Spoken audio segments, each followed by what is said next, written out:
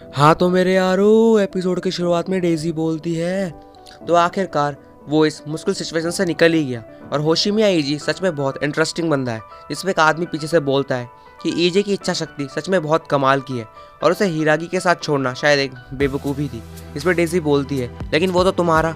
तभी अचानक से सीन चेंज होता है और हमें फ्लावर्स का गार्डन दिखाया जाता है। इसमें वो इंसान बोल रहा होता है कि ये फूल कितने सुंदर है ना, ये फूल बिल्कुल इनके शेप और कलर बिल्कुल इंसानों की इच्छाओं की तरह है और मैं चाहता हूँ कि एक दिन ये दुनिया इन्हीं फ्लावर्स के गार्डन की तरह बहुत ज़्यादा सुंदर हो जाए। तभी फिर से सीन चेंज होता है और हमें दिखाया जाता है कि रिन और बाकी सब एक हॉट स्प्रिंग में होते हैं। तभी रिन अचानक से बोल रही होती है कि आखिर काम पूरा करने के बाद नहाने का अलग ही मज़ा है और हमारी डजाइफो गवर्नमेंट ऑफिस ने आखिरकार वो न्यूक्लियर अटैक रोक ही लिया और यामागुची को भी कॉन्क्यूर कर लिया और अब वो भी हमारे डोमेन के अंदर ही है। और तभी वो अपने रिंग की तरफ देखती है और सोचती है कि ये एक कस्ड रिंग है जिसने मुझे रोक रखा है, जो कि प्रूफ है मेरे सबमिशन का मेरे डोमिनेटर के लिए। और मेरा डोमिनेटर जो मेरे ऑर्डर जो कि इस दुनिया का डिस्ट्रॉयर है और वो भी जिसने यामागुची को बचाया है, तो मुझे समझ नहीं आ रहा मैं क्या करूं। और होशिमिया ईजी जो कि मेरा टारगेट, मेरा दुश्मन, और आखिरकार मैं सब क्या सोच रही हूँ। तभी अचानक से हमें अगले सीन में दिखाया जाता है कि एक लड़की जो कि स्विमिंग पूल के अंदर होती है, वो बोलती है कि लोग मुझसे पूछते हैं कि मैं माउंटेन्स को क्यों क्लाइंब करती हूँ। मेरे यारो, तुम्हारी जानकारी के लिए मैं तुम्हें बता दूँ, यहाँ माउंटेन का मतलब कुछ और ही है। माउंटेन का मतलब है बुब्रूस, और अब अगर तुम्हें बुब्रूस का मतलब नहीं पता फिर तो भाई तुम 18+ वीडियो में आ गए हो। लेकिन तुम समझदार हो मेरे भाइयों, तुम्हें पता ही होगा। तो चलो बढ़ते हैं आगे की तरफ। और तभी लड़की अचानक से पानी से निकलती है और बोलती है, क्योंकि माउंटेन्स होती है क्लाइंब करने के लिए, जिस पर इन बोलती है आखिर तुम यहाँ क्या कर रही हो। जिस पे वो लड़की बोलती है कि असल में बहन, मैं थोड़ा सोच रही थी ईजी को मारने के बारे में कि क्यों ना हम उसको साथ में मारे, क्या हमें साथ में कर सकते हैं। इस पर इन बोलती है हाँ क्यों नहीं, लेकिन वो बहुत ज़्यादा शर्मा भी रही होती है। और तभी ये फिर से अपनी असली औकात पे आ गई, खेल रही है उसी के माउंटेन्स के साथ। जिस पर इन बहुत ज़्यादा गुस्सा हो जाती है और बोलती है ये तुम आखिरकार क्या कर रही हो। हाँ मैं खुश हूँ तुमने न्यूक्लियर मिसाइल को रोक दिया, लेकिन अभी ये सब मत करो। तभी फिर से सीन चेंज होता है और हमें दिखाया जाता है कि मारी एक लड़की को बोल रही होती है, तो इसलिए हमने आखिरकार वीआईपी को सिक्योर किया। वो काफ़ी यूज़फुल प्रूव हुई कॉम्बैट जोन को स्टफ करने के लिए। और एक तो ऑर्डर की पावर होती है जो कि न्यूक्स को न्यूट्रलाइज कर सके, और एक लड़की की तरफ देख के बोलती है कि तारू तामा हिकारी। तभी ये बुब्रुस वाली लड़की यहाँ फिर से आ जाती है और खेलने लग जाती है मारी के बुब्रुस के साथ। और ये लड़की बोलती है कि वो लड़की हिरोशिमा ऑर्डर की है ना, सही कहा ना, और खेल ही रही होती है। तभी मारी बोलती है रुक भी जाओ, ये सब तो ठीक है लेकिन ये सब क्लोनल के लिए रिजर्व्ड है, तो तुम्हारा कोई हक नहीं इन सबको छूने का। तभी नेक्स्ट सीन में हमें दिखाया जाता है एक बच्ची जो कि एक लड़की की गोदी में होती है, और हमें उस बच्ची के बारे में बताया जाता है कि मेरी ताकत है पैरेलल वर्ल्ड स्लीपिंग ब्यूटी। मैं एक ऑर्डर हूँ जो कि वर्ल्ड के ड्रीम्स को रूल करती हूँ। मैंने हिकारी के ड्रीम्स को भी कंट्रोल किया था और उसके सिर को यामागुची की तरफ कर दिया था जब वो सो रही थी।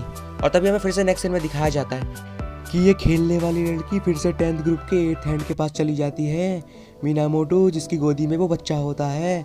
और ये उस बच्चे की तरफ देख के बोलती है कि इसके माउंटेन तो अभी तक बहुत छोटे हैं और क्लाइंब करने के लायक नहीं है। और तभी मीनामोटो बोलती है कि ये तुम क्या बोल रही हो, जिस पे वो बोलती है कुछ नहीं। और फिर से हमें नेक्स्ट सीन में दिखाया जाता है अभी ये नहीं सुधरेगी क्या, अब ये ईओ के पास चली गई और ईओ को बोलती है ये छोटे हैं लेकिन तुम्हारे पास डिवाइन माउंटेन्स हैं। अरे हाँ, जिस पे ईओ बहुत ज़ोर से चिल्लाती है और बोलती है इन्हें मत छुओ, इन्हें सिर्फ ईजी छू सकता है। और बोलती है ईजी मुझे बचाओ। तभी नेक्स्ट सीन में हमें ईजी दिखाया जाता है जो कि आराम से हॉट स्प्रिंग में नहा ही रहा होता है। और ईजी बोलता है कि क्या तुम लोग शांति से नहा भी नहीं सकते। तभी वहाँ पे अचानक से गोल्डन हेयर वाला लड़का आ जाता है और बोलता है ईजी बहुत बड़ी खबर है। जिस पे ईजी बोलता है क्या हुआ, जिस पे वो बोलता है कि हिरागी ने फ्रांस से बोला कि वो तुम्हारी बहन का टाइम रोक दे और अब तुम्हारी बहन फिर से जाग चुकी है। जिस पे ईजी बोलता है आखिरकार हिरागी सोच क्या रहा है, और ये दोनों मिलकर रिन के साथ निकल लेते हैं डजाइफो गवर्नमेंट की तरफ, जहाँ पे ईजी उसे बोल रहा होता है कि यामागुची के ऑपरेशन के दौरान भी उसने मुझे कुछ नहीं बताया था कि आखिरकार मैं किस लिए काम कर रहा हूँ, और मैं मारा ही जाता अगर वहाँ पे रिन नहीं होती तो। और रिन बोलती है तुम्हें मेरा शुक्रिया अदा करना चाहिए, समझे ईजी। इस पर ईजी बोलती है हाँ थैंक यू रिन, तुमने सच में मुझे बचा लिया। इस पर रिन बोलती है अरे ओ मैंने सब मेरे लिए किया था, ठीक है तुम्हारे लिए नहीं। इस पर अगले सीन में दिखाया जाता है कि ईजी वहाँ पहुँच जाता है और बोलता है कहाँ है वो, और सेना उसके सामने बैठी होती है और बोलती है भाई। तभी हिरागी बोलता है कि हम तुम्हारा बहुत टाइम से वेट कर रहे थे। जिस पे ईजी अचानक से हिरागी का कॉलर पकड़ के बोलता है कि इसका मतलब क्या है, हाँ तुमने कहा था ना। तभी हिरागी बोलता है तुमने जो गवर्नमेंट को रिक्वेस्ट की थी इसके इलाज के लिए वो गवर्नमेंट ने ग्रांटेड कर दी है और अब सेना का ट्रीटमेंट चालू हो जाएगा। इसमें हिरागी बोलती है कि क्या कर रहे हो ईजी, और उसके कान में बोलता है कि वो जिस शौक से गुजरी है जब उस पर इनने हमला किया था तो उसकी याददाश्त पे इफेक्ट पड़ा है। तभी अचानक से सेना वहाँ पे बोलती है कि भाई तुम्हारा बहुत बहुत शुक्रिया मेरे लिए सब करने के लिए। और ईजी तभी सोचता है कि सैना को अभी तक मेरी ट्रू आइडेंटिटी के बारे में कुछ नहीं पता और ये भी नहीं पता कि मैं अब यहाँ का किंग बन चुका हूँ, और जब तक मैं चुप रहूँगा तब तक अच्छा ही होगा, जिससे सैना इन सब में इन्वॉल्व नहीं होगी और इस रेट पे मुझे बस झूठ ही बोलना है। तभी हिरागी एक चार्ट को देख के बोल रहा होता है, जो कि हॉस्पिटल से आया होता है। तो बोलता है सैना की डिजीज़ क्वाइट एडवांस है और इसके पास सिर्फ आधा साल ही है जिस पे ये जिंदा रहेगी। जिस पे ईजी बोलता है ये तुम क्या कर रहे हो हिरागी। इसमें हिरागी बोलता है तो बस इतना ही जी पाएगी ये। और ईजी बोलता है आखिर तुम ऐसा कैसे कर सकते हो हिरागी।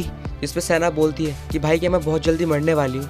और तभी हिरागी बोलता है जो तुम्हें डिजीज़ है वो एक टाइपिकल ल्यूकेमिया है और इसका वर्ल्ड में अभी तक कोई परमानेंट इलाज नहीं है और ये बहुत कम ही लोगों को है और इसका कोई सक्सेसफुल ट्रीटमेंट भी अभी तक नहीं हो पाया है। इस पर ईजी बोलता है सैना तुम्हें चिंता करने की कोई ज़रूरत नहीं है, मैं तुम्हें बचा लूँगा, हम कुछ भी करेंगे लेकिन तुम्हें बचा लेंगे।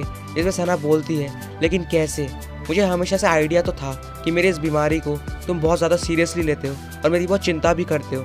और ईजी उसको पकड़ के रोने लग जाता है और सैना बोलती है बुद्धू जब मैंने फेस्टिवल अटेंड करने का ट्राई किया था मेरी इस कंडीशन में, और जब मैंने उस ओल्ड मैन के रूम में एंटर किया था जिसमें तुम मुझ पर बहुत गुस्सा हुए थे क्योंकि तुम मेरी बहुत चिंता करते हो और तुम अकेले में ही बहुत ज़्यादा चिंता करते रहते हो मेरे बारे में, जिसमें ईजी बहुत ज़्यादा रो रहा होता है। तभी सैना बोलती है कि मैं तुम्हें माफ़ कर दूंगी, आखिरकार तुम मेरे भाई हो, लेकिन मुझे भी तुम्हारे साथ स्कूल जाना है। और तभी वहाँ पे हिरागी बोलता है लेकिन एक चांस है इसे ठीक करने का।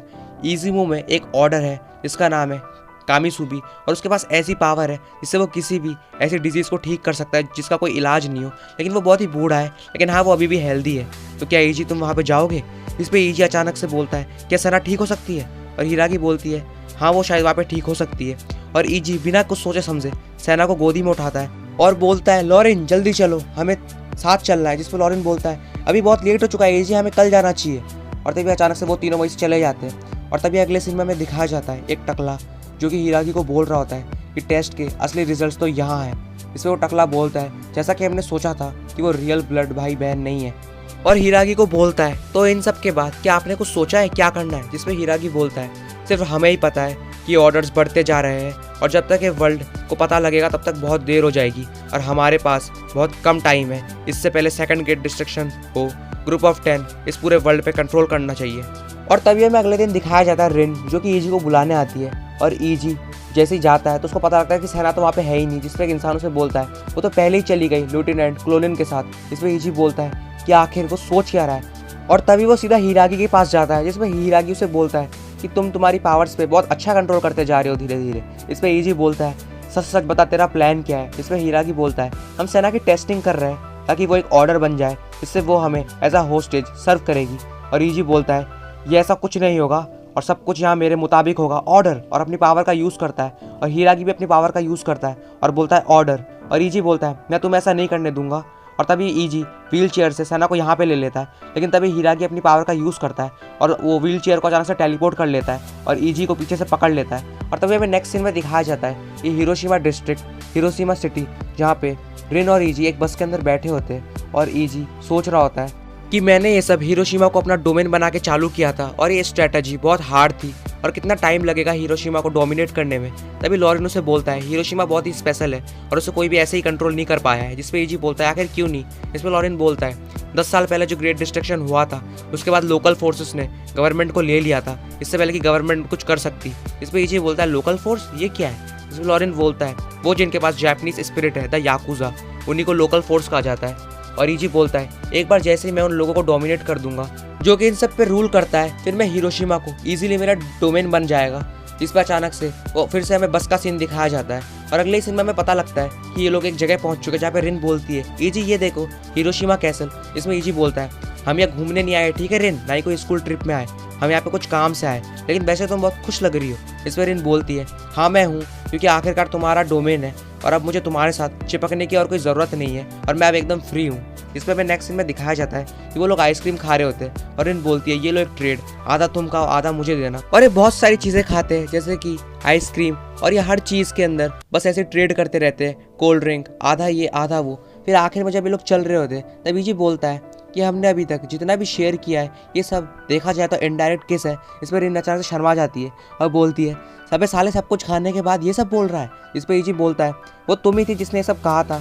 और by the way thank you रिन इतनी बढ़िया ट्रीट देने के लिए। फिर जब ये बस से वापस जा रहे होते तब रिन अपने सिर को ईजी के कंधे पे रखती है और सोच रही होती है कि आखिरकार मैं ये सब क्या कर रही हूँ, और शर्मा जाती है। तभी अगले सीन में हमें दिखाया जाता है एक लड़का जिसके आंख में पट्टी बंधी होती है, और तभी हमें ईओ की तरफ दिखाया जाता है जो कि बैंकाई के साथ होती है, और वो बोल रही होती है कि मुझे अभी अभी बहुत डरावना सपना आया है और मुझे फील हुआ कि वो यहाँ पे है। जिस पर हिरागी जो कहीं और होता है वो बोलता है क्या वो यहाँ पे कैसे हो सकता है।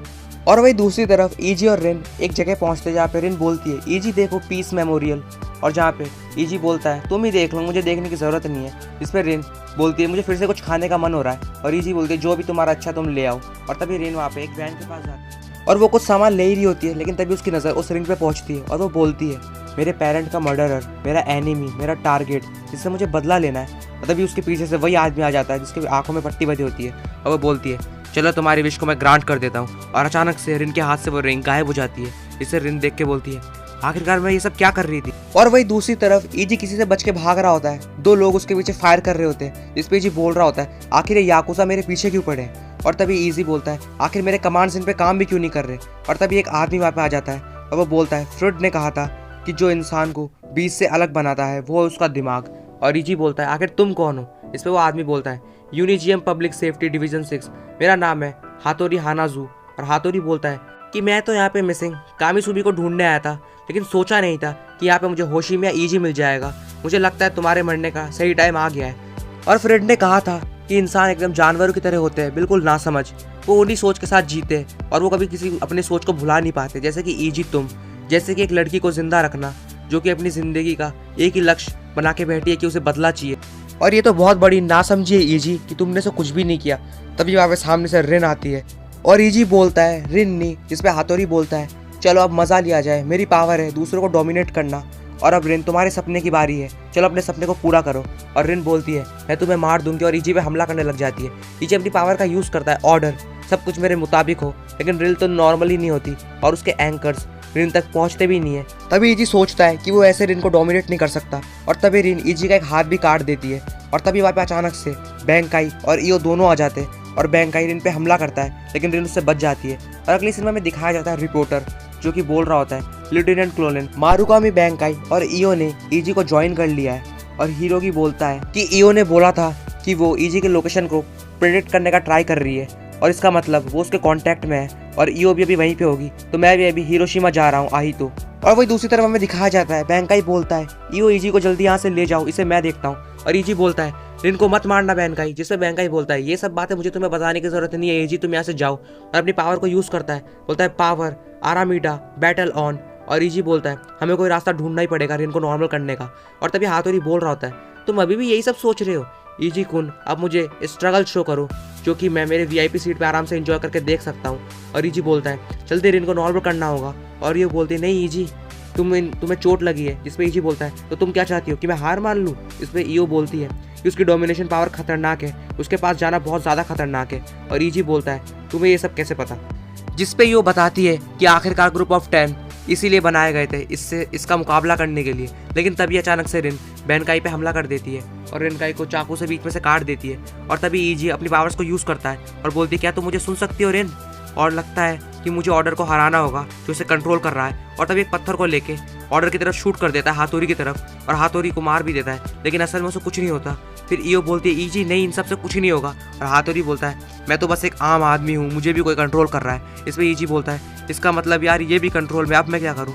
तभी उसकी एक आई के अंदर से एक आवाज़ आती है ईजी आ जाओ, और अचानक से ईजी को पकड़ लेता है और रिन ईओ पे भी वार कर देती है, जिससे ईओ भी घायल हो जाती है। तभी वहाँ पे अचानक से एक रास्ता खुलता है और वहाँ से हिरागी आता है और हिरागी बोलता है ये बिल्कुल भी सोच के परे था, मैं ठीक करता हूँ रुक जाओ। और अपनी पावर का यूज़ करता है ऑर्डर होशिमिया को कैप्चर, ये सब झूठ है, और ये दोनों को चोट लगी है ये सब भी झूठ है। और तभी अचानक से हाथोरी भी एकदम ठीक हो जाता है और बाकी सब भी ठीक हो जाते हैं। और हाथोरी हिरोगी को बोलता है कि आखिर तुम यहाँ क्या कर रहे हो। इसमें हिरोगी उसे बोलता है कि मैं तुम जैसे चूहे को पकड़ने आया हूँ, और तभी उसे एक पंच कर देता है और बोलता है तुम्हारी यही औकात है।